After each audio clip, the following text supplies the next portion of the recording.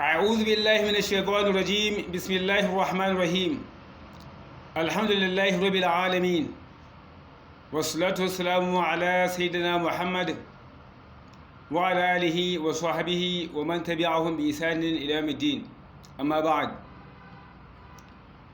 يا uwa أنا مسلم التدين المسلمين السلام عليكم ورحمة الله تعالى وبركاته.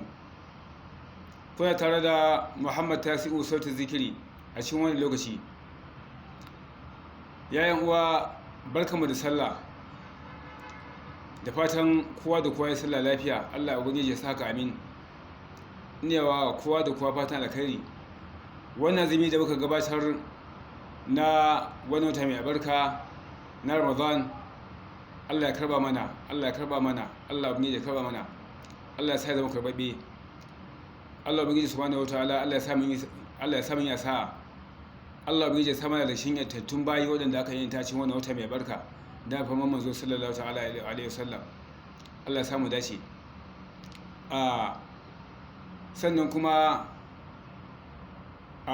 wannan ibada da muka bata ta azumin watan Ramadan, wato ille mana nasiha da ni kaina abubuwan da muka koya na alkhairai a ciki, wato alkhairai wanda suke masu yawa, to kada mu sanya, kada mu kasa a gwiwa, mu ci gaba da dabbaka su a cikin waɗannan sauran watanni waɗanda suke ba na Ramadan din ba.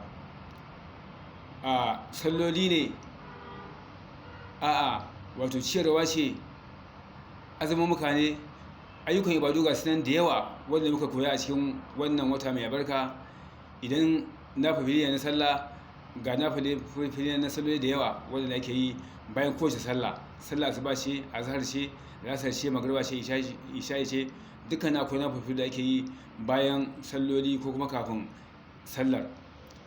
In azumi ne, ga azumai da yawa na nafila da ake yi na tadawuyi, wato irin su sittu shawwal, irin su tasu'a da ashura, irin su azumin litinin da alhamis, irin su azumin wata da ake yi, ga su ne da yawa. In shirwa ce haka, to saboda haka ina jaddada nasiha ta gare mu da ni kaina, kada mu kasa gwiwa, mu ci gaba da dabbaka waɗannan wato ayyuka na alkhairi har zuwa wani watan ya zo ya riske mu idan muna da ban zamu gani. Allah ya maimaita mana, Allah ya maimaita mana, Allah ya maimaita mana da alfan manzo sallallahu alaihi wasallam. Allah ya sa wani ibada ta mu mun ya sa, Allah ya sa ta zama karbabbiya da alfan manzo sallallahu alaihi wasallam. Allah ubangiji ya sama da cikin yantattun bayan da aka yanta cikin wani wata mai albarka. Wassalamu alaikum wa rahmatullahi ta'ala wa barakatuh.